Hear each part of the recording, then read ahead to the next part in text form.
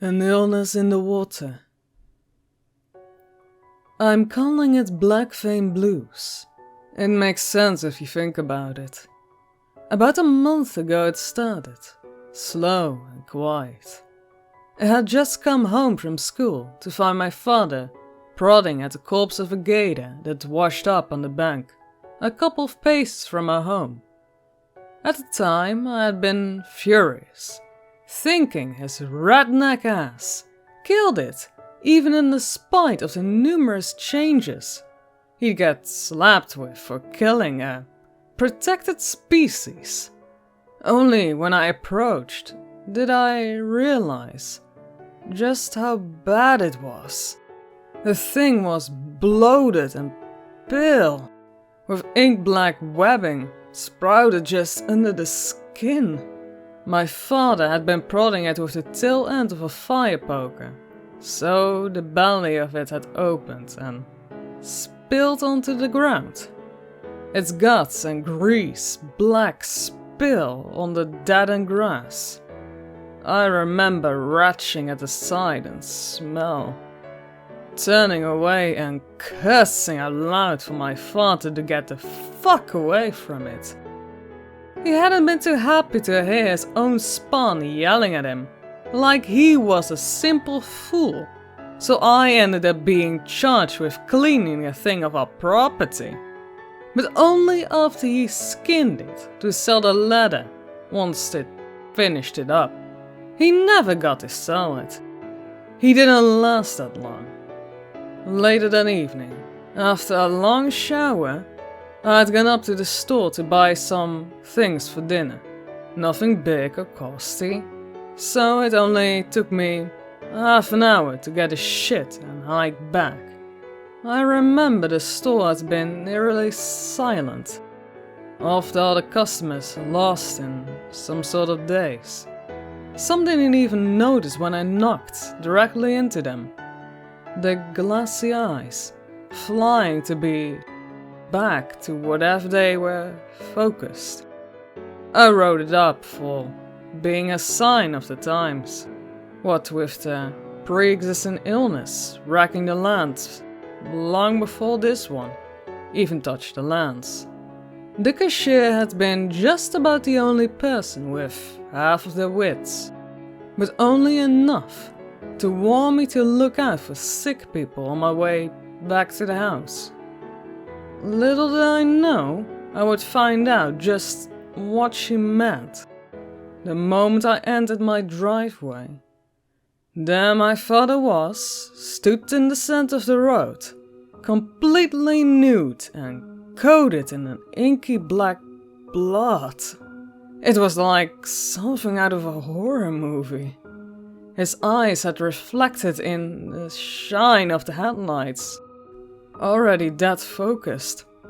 Dad, what the fuck is wrong with you? I'd asked, throwing open the car door and stepping. Something stopped me then. Self-preservation, probably. An instinct buried within my mind that warned not to go near the man, drooling ropes of blood and mucus. It was a good thing, too, because when he let out that animal shriek and lunged for me, I had enough time to get right back to the car and slam the door behind me before he hit the metal behind me. He was so maddened that he slammed his face over and over into the window, not 5 inches away from my face, blurring the glass with the blackened blood. I was so petrified, I didn't even think for a minute, just staring at the thing that had once been my father, as gored itself against the windows of our old truck. My call to the cops had been frantic. I almost thought they might not believe me until the operator let me know someone would be coming up to check the property in the next couple of minutes. I wanted to scream at them to hurry, but I simply shut my eyes and prayed the windows held up. Then, as if it knew what I had done, it just stopped. I could see its white, milky eyes through the haze on my window, watching me intently. It was the closest I've ever been able to observe one of them. I saw what the disease did to their body, bleeding through their skin and veins, until it looked like they were coated with blackened cobwebs. They no longer had pupils or eye color really, replaced by the bluish, milky white circles that shot from side to side as the blind gazers sought out who knows what's in the dark. He was so still and calm that for a second I thought he might have come to. But then its broken jaw opened wide enough to hit its chest, and it let out a shriek that pierced the night and shook the entire car before it turned and spat into the wild. I hadn't seen him since, not in the trees, not in the town. It was as if he had disappeared off the face of the earth. The cops had arrived an hour later, but he was already gone. And so they left with a shake of their head, muttering about crazed teenagers. I wonder if they knew what they were going to be walking right back into when they went home later that night. My father hadn't been the only one affected, leading me to believe that it wasn't the gator that turned him mad. In 24 hours, the town had gone from normal to complete chaos. The disease had taken over, turning a good portion of our population into drooling monsters. It attacks your mind first. It's what I think it happens. Your brain overheats, scrambling like eggs in hot skillet, and leaving behind something mindless and violent. Not quite like turning into a zombie, but close enough to where some of the town folks went by those old rules. Any bites and you'll get a bullet to the head. I witnessed that myself on day 3, just when I had been brave enough to venture out into the silence. Needless to say, I stopped traveling out into the open after that. From what little I could gather, the town went completely nuts. The sane people turned right into something out of a typical apocalypse novel, where the people went right into savage mode in order to keep order. Law enforcement had been quick to interfere, but only enough to establish themselves as king of the castle and wall off any resources the rest of the townsfolk may need. From what I've heard, from the one actually sane person I've met, they had put away some of the people affected with the black vein in jail cells to experiment with. I shuddered at the thought of what they might mean. Still, it wasn't the worst of it. You know that phrase, the one popularized by modern movies and media. What if humans were the real bad guy? God, they were so wrong. Nothing would compare to what those things were doing. You see, the difference between them and zombies is that they are still entirely human, or at least think like them. Even as they turn into slobbering, rage-infested creatures, they still have the presence of mind to hunt. I'm lucky enough to have witnessed it before I caught in one of their traps. In the middle of the night, one day I had decided to use the darkness in order to head into the town, to grab whatever supplies I could loot from unguarded businesses. Just as I had reached town, I saw them gather in the middle of the road, looking up at something strung to a streetlight. There were people, caught in one of those hunter nests meant to trap large game. The wails of terror had filled the night, as the three of them had been slowly lowered to the ground and promptly ripped to shreds at the hands of those monsters. They had taken the time, seemingly to burst into the horror and degradation as they killed them, one by one. I couldn't look away. Something within me refused to believe it was even real. I had seen terrible shit happen on TV before, but watching your neighbors laugh and shout in the light as they remove the organs of people you once shopped side by side with was a whole new ballgame. It didn't stop there though. The evidence of the rampages was more apparent as you snuck down the streets. There were more stores that had been burned to the ground, others splattered with gore. There were certain stains on the streets where you could see victims had tried to flee before being dragged into whatever hell was waiting them. I didn't even make it to the store before I turned and ran all the way back to my house. Nothing could have prepared me for what I saw that day.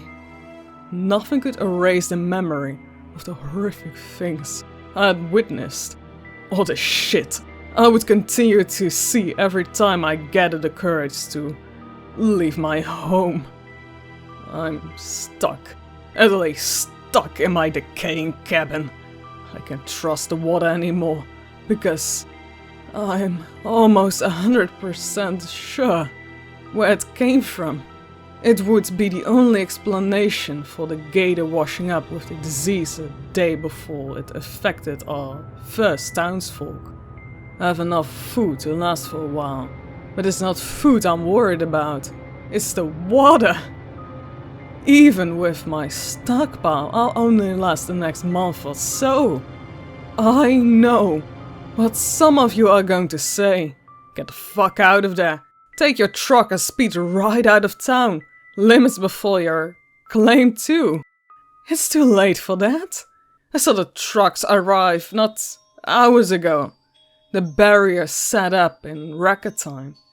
Anyone brave enough to go near them gets snatched up by the man in yellow, or shot right in between the eyes.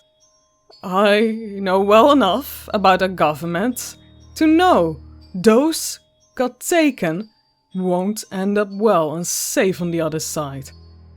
I am begging of you, if you have any information I could use to help myself out in a situation, please tell me. I am running out of options here, and I don't know how far this has gone. I suppose some of you are going to be disappointed with me. After all, there's no good end to the story. I wish I could tell you everything turned out fine in the end, and I used all those survival tips to flee into the woods. But I hardly had enough time to read them before the end had already begun. Things have gone south since I last posted, and like the disease, it happened fast. It was like something sparked in the air, catching all at once, and started a blaze that would end it all. It was rain, a storm so thick you'd end up soaked just by looking at it. I knew it was the end even before it wetted the very earth on which I stood. There is something I should admit. I'm not entirely immune, as some of you might have thought. I just haven't been claimed by the rage the others seem to have fallen victim to. My veins went black. My head remained the same. A cool 98 on the thermometer. I thought for a moment, even with the sickness taking root in my every corner of my body, that I might somehow be fine, that I was just not infected like the others. But then there was the pull. It had seated itself right in the back of my brain, whispering to my consciousness with every hour that went past. I couldn't make out the words, but I could feel the impact that they had on my mind as each time I felt the caress of its shadow touch. I'd find myself leaving my own mind for a split second.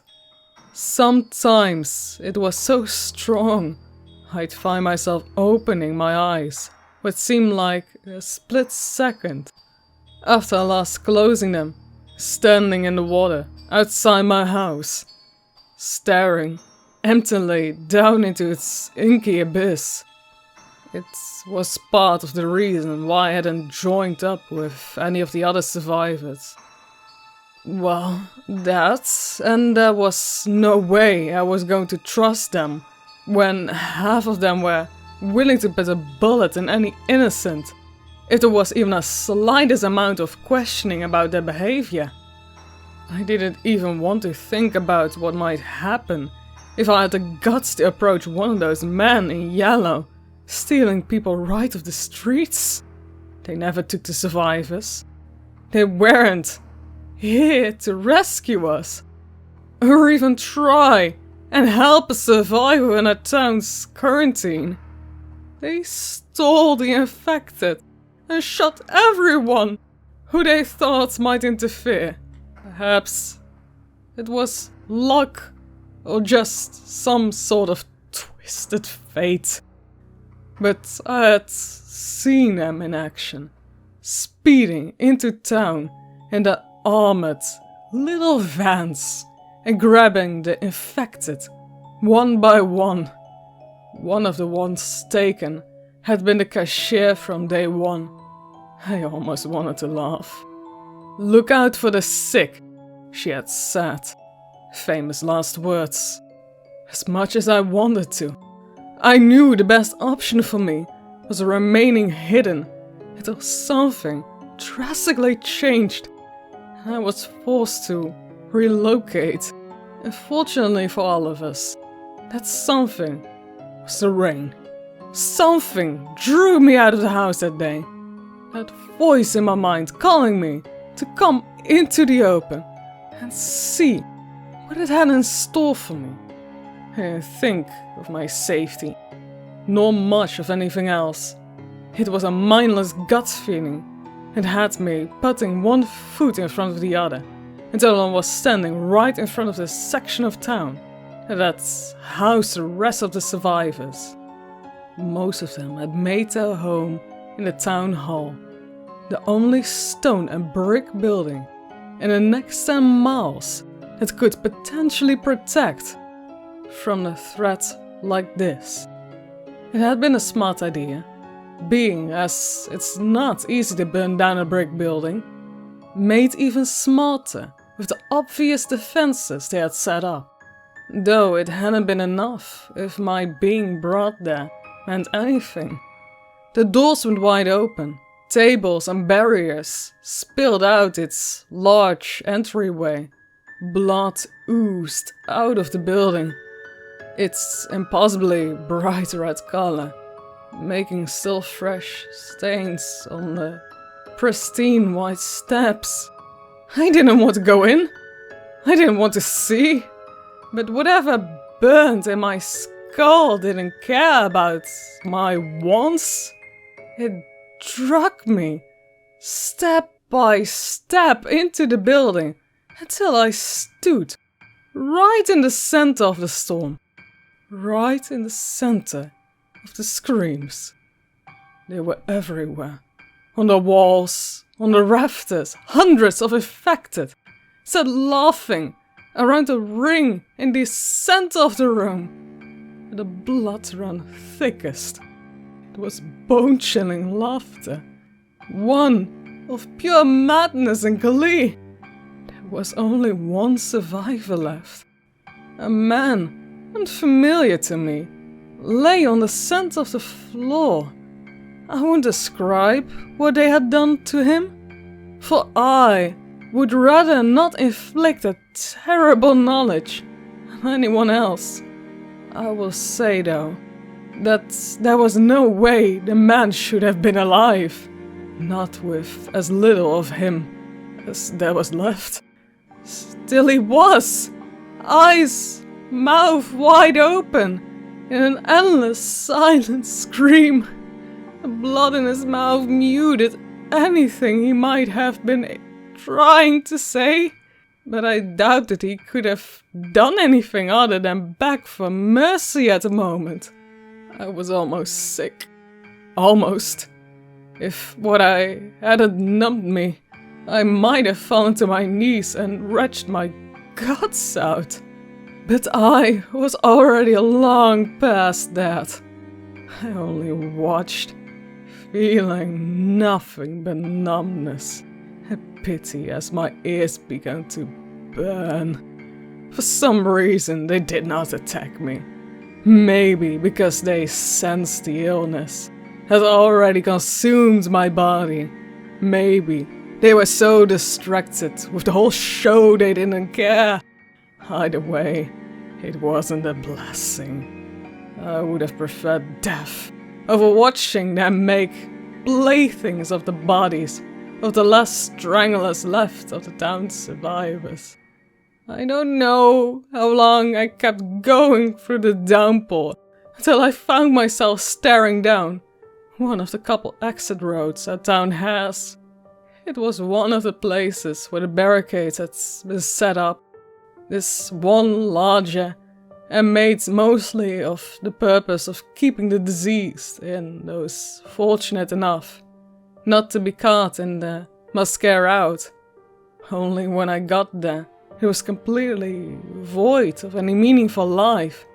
No man in yellow, no military guards, not a single sign of life that is apart from the black veins. I can see them standing there, completely still, as if they all were listening for any movement. Only one acknowledged my arrival. Its blind, wide eyes snapping up to me. It remained like that, completely still, as it monitored my movements. All the black veins I've seen as of late have been doing exactly that. Standing still, listening, hunting. How many poor, uninfected souls have fallen victim to them? I wondered. How was it I hadn't? I had a million questions, all burning like hot iron through my quickly overheating mind. As much as I wondered, I knew the answer. I felt the answer burning bright right behind my eyes. I don't know if this is spread or how I made it this long, but it hardly matters. It's over now. Time is ticking for me. This I know. I already see the veins in my arms darkening even further with the illness. I feel my very humanity peeling away like layers from an onion. Soon, there will be little left of me, but the vessel that is my body. I couldn't take the injustice of it all. I didn't do anything to deserve this. I stayed in the shadows, I didn't talk to anyone. I followed the rules and I did as my father asked. And I never got into trouble. I was a good kid. So why is my mind filling with those sickening thoughts? I see him now as I sit at my computer, chronicling what I know is my final moments of my sanity. He's standing out in the woods, completely still, as he looks directly through my window, right to where I sit. It's as if he knows what's come over me. Maybe he knew from the start, and he's just been waiting this whole time for me to realize it too. One thing I did think was weird, that I thought he should know before I log off for good, was that he was not alone. None of them were. They never been. Look out for the shadows. That's where they go to hide.